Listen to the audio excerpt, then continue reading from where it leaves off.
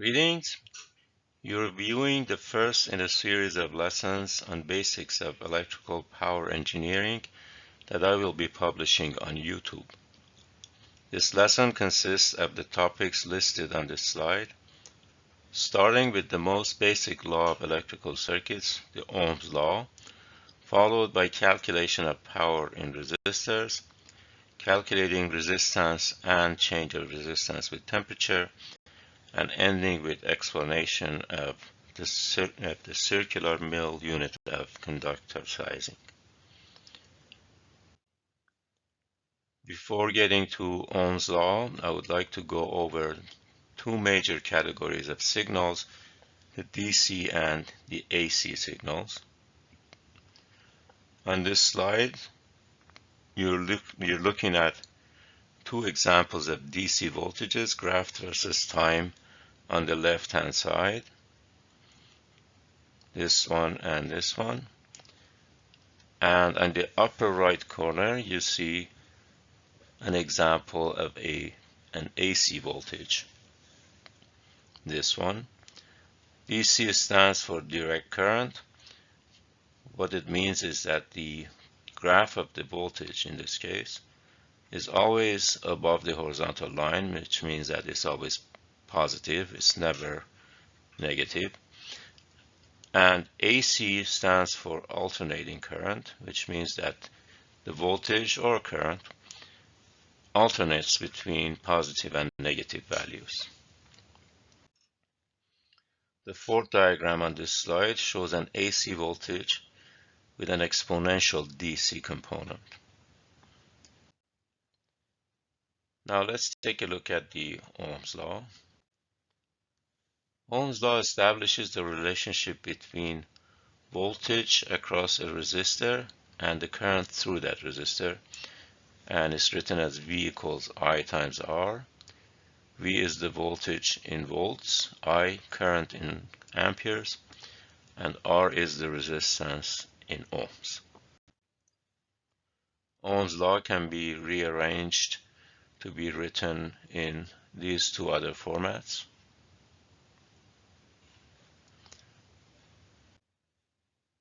Inverse of resistance is called conductance and is commonly represented with the letter G.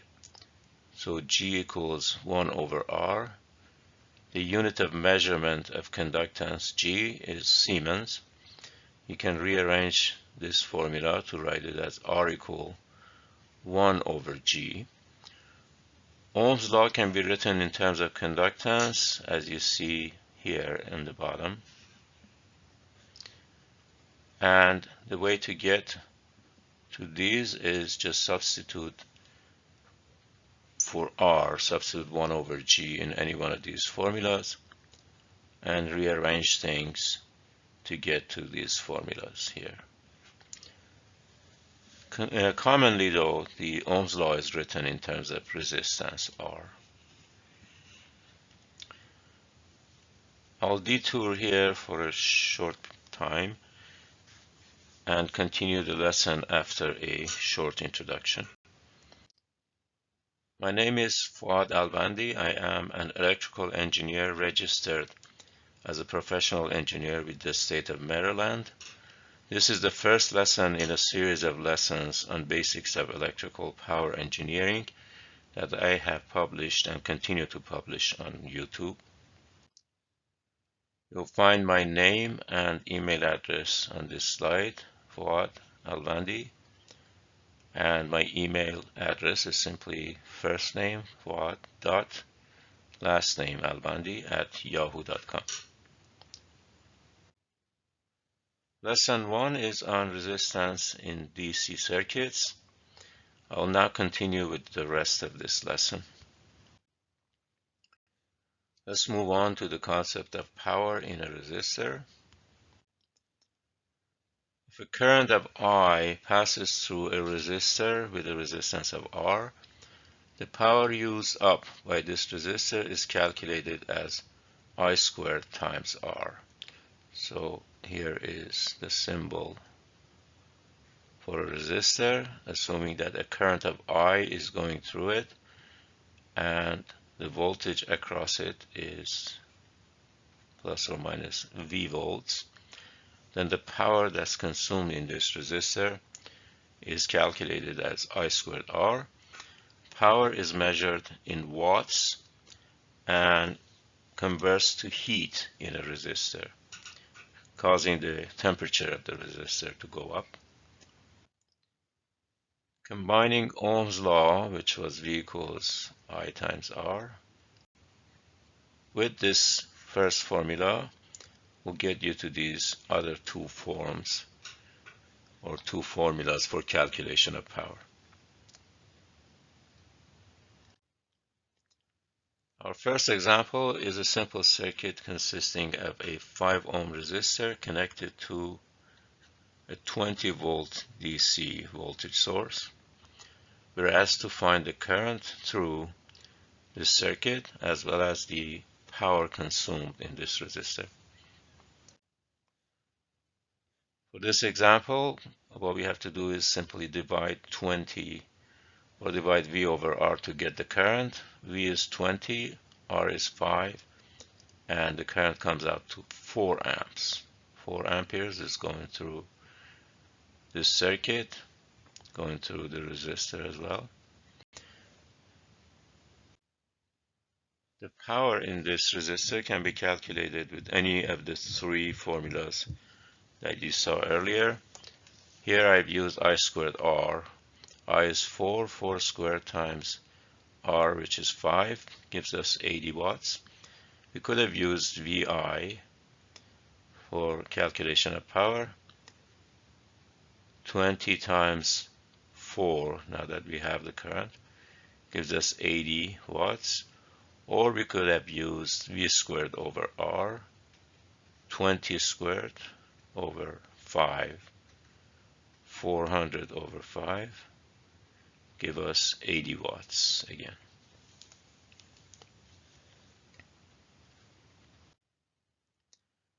In this section of the lesson, we'll look at the relationship between resistance of a conductor and its physical dimensions. The resistance of a resistor is proportional to its resistivity ρ and proportional to its length L and inversely proportional to its cross-sectional area. Rho, which is the resistivity of the conductor, is given in ohm meters in the metric system. Omega, capital letter omega from Greek alphabet, is used to represent ohm, and m is of course for meters. So ohm meter is the unit of measurement for rho, the resistivity. L is in meters and A is in meters squared.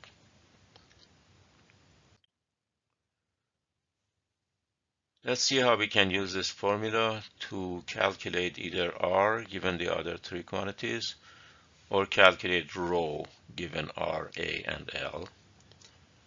But first let's take a look at the standard called IACS.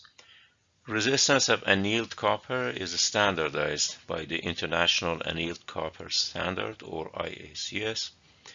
As seen on this slide, this standard specifies a resistance of 1 over 58.108 ohms for 1 meter of a conductor with a cross-sectional area of 1 millimeters squared made up of this material.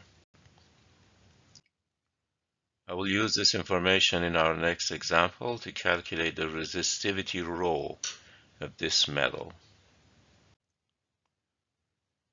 We're asked here to find the resistivity of the IACS copper from the information found on the previous slide.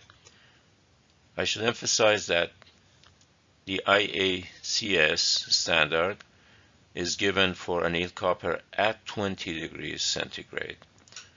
And this example wants us to calculate ρ at this temperature as well. We start with the equation for R equals ρ times L over A and rearrange it to find ρ, which is AR over L. And then we'll substitute for, let's start with length L, which is 1 meter, and R, which is given from that standard 1 over 58.108, and A, which is 1 millimeter squared, but because 1 millimeter is 1,000th of a meter, then squaring both sides tells us that 1 millimeter squared is 1 millionth of a meter squared. So that's why you see 1 times 10 to the power of -6 here.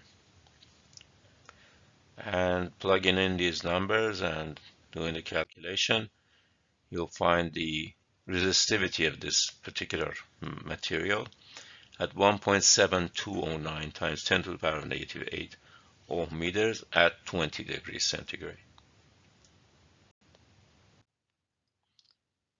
Resistance of conductors generally increase with temperature.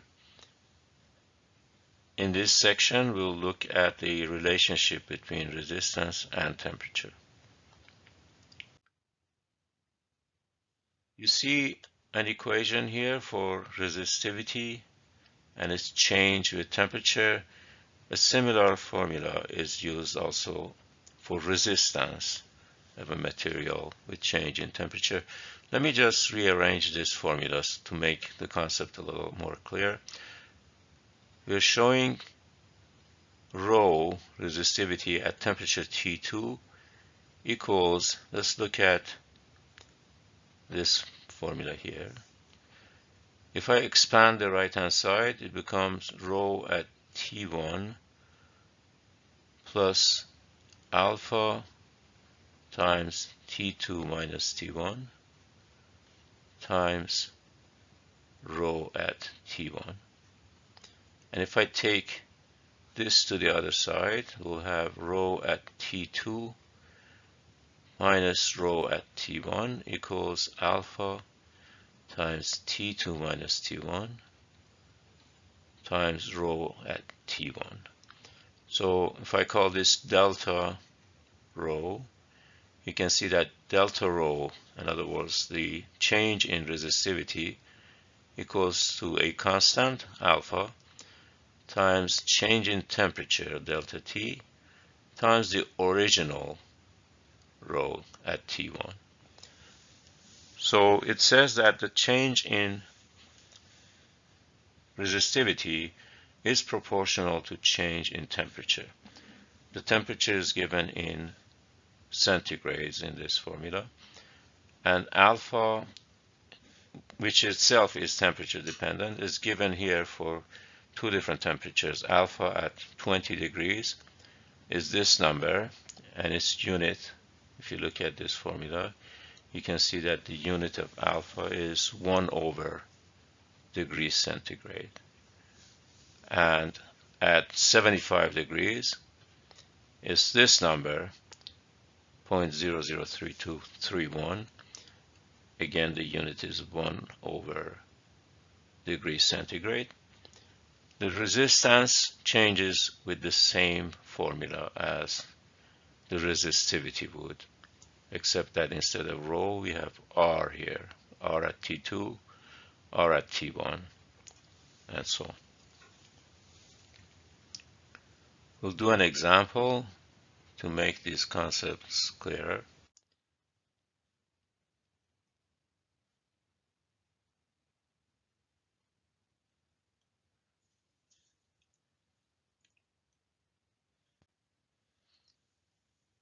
In this example, we'll be using the resistivity of copper at 20 degrees that was found in example 2 to calculate the resistivity at 75 degrees. The resistivity and coefficient of resistance at 20 degrees are repeated here from previous slides. The change in temperature delta T is calculated by subtracting T1 from T2, 75 minus 20, and so delta T is 55 degrees centigrade. using the formula for change of resistivity with temperature and plugging in our values. Rho at 20 degrees is inserted here. 1 plus alpha at 20 degrees as well, times delta T.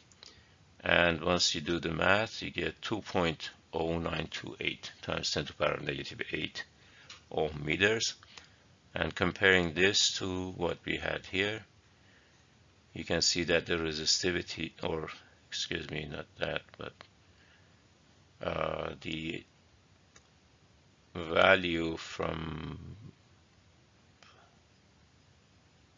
to this one, excuse me, to rho at 20 degrees, this rho at 20 degrees, you see that the resistivity has gone up considerably from 1.7209 times 10 to the power of negative 8 to 2.0928 times 10 to the power of negative 8.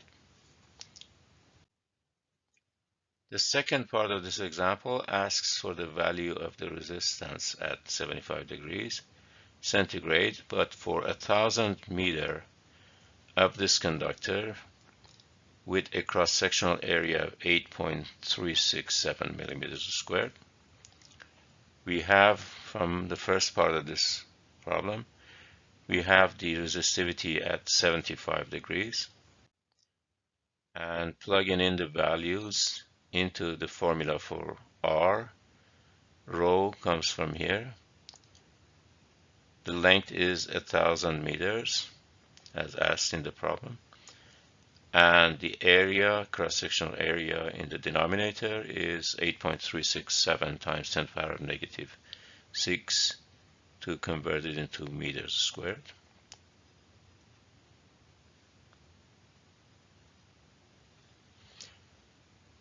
Plugging in the numbers and doing the calculation, you get 2.501 ohms for the resistance of this particular conductor.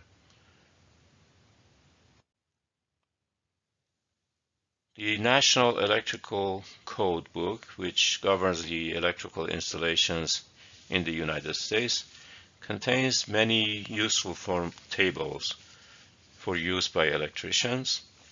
Table 8 of this book gives resistance of conductors for both 1,000 meters and also for 1,000 feet of different size copper and also for aluminum.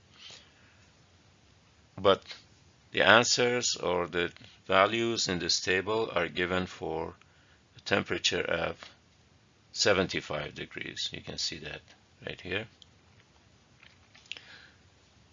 This column for copper gives the resistance per 1,000 meter of copper, and in this column it gives you for 1,000 feet of water of copper. I have reproduced portions of that table, table 8, that contains the conductor with this cross-sectional area that was used in this example, 8.367. That's for number 8 conductor, American wire gauge, number 8 conductor, again at 75 degrees. The lookup value for the resistance of 1,000 meter of that conductor is 2.506, which is very close to what we found here.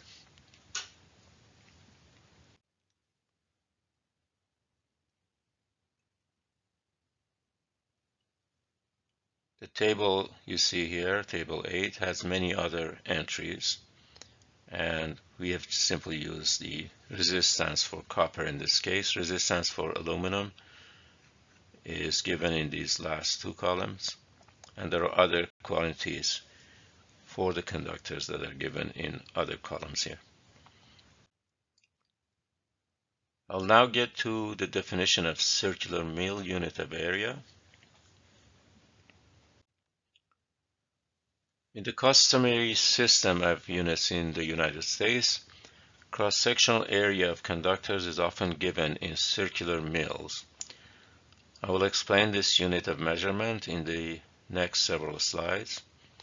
I'll start with the definition of a mill, which is the unit of measurement of length and it's equivalent to 1,000 of 1 inch. As you see here, 1,000th of an inch is called 1 mil. One circular mil then is defined as the area of a circle whose diameter is 1 mil. So if the diameter of this circle is 1 mil, then this area of it is 1 circular mil, written as 1 C mil. So that's the definition of circular mil. For a circular cross-section with a diameter of d mils, so if the circle had, instead of 1 mil, it had a diameter of d mils, then its area would simply be d squared in circular mils. I'll work out an example with circular mils. This example is asking us to convert a cross-sectional area given in millimeters squared into circular mil, and that is for a conductor with the size of 4/0. Conductors past a certain size are given a 0, 2 zeros, 3 zeros, or 4 zeros as their name. The first one is called 1/0. It's written as 1/0. The second one as 2/0. Next one at 3/0, and the last one as 4/0. After that, after 4/0, they are given in circular mils or kilocircular mils. So in order to do this example, we first need to look up the cross-sectional area of the 4/0 conductor in millimeters squared, and then we'll do some work to convert that into circular mils. You can see this table for conductors, table 8 again. I reproduce here the portion of it that contains the 4/0 conductor. And you see in the first column, you have the cross-sectional area of conductors in millimeters squared. And for our conductor, it's 107.2 millimeters squared. To find the answer in circular mils, we first need to find the diameter in millimeters from this value, from 107.2 millimeters squared, convert that into inches and then into mils, and then square that value to get the circular mil answer for the 4/0 conductor. So we start with the cross-sectional area in millimeters squared. We use the formula for calculation of area of circle in terms of its diameter, which is pi d squared over 4.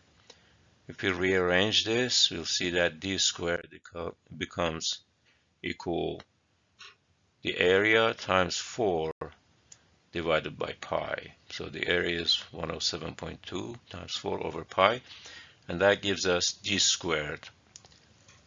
And taking the square roots will give us d in millimeters, because we started with millimeters squared.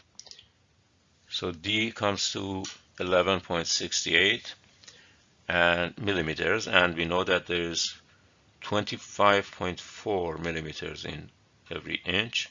So dividing this value by 25.4 will convert our answer into inches, which gives us the 0.460 inches for the diameter. And because there are 1,000 mils in 1 inch, we multiply this by 1,000 to get the diameter in mils.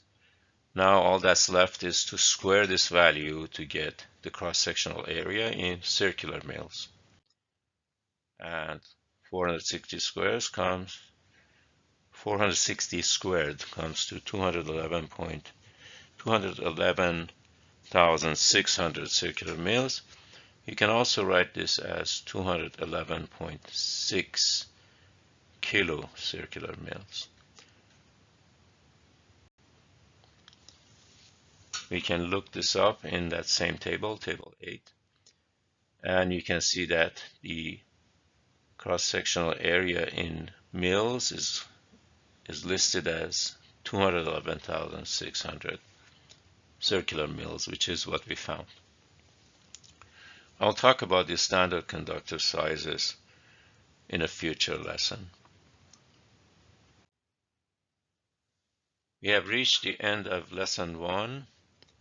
If you find this lesson to be helpful to you, please check out my website for more comprehensive lessons on electrical power systems at this website, at this link address, own-your-destiny.mylearnworlds.com, which is an educational platform, mylearnworlds.com.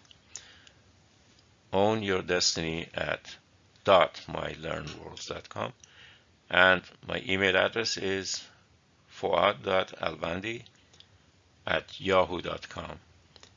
Please email me with any questions at the above address. Write YouTube lessons in the subject area for a quick response. Thank you for watching this presentation.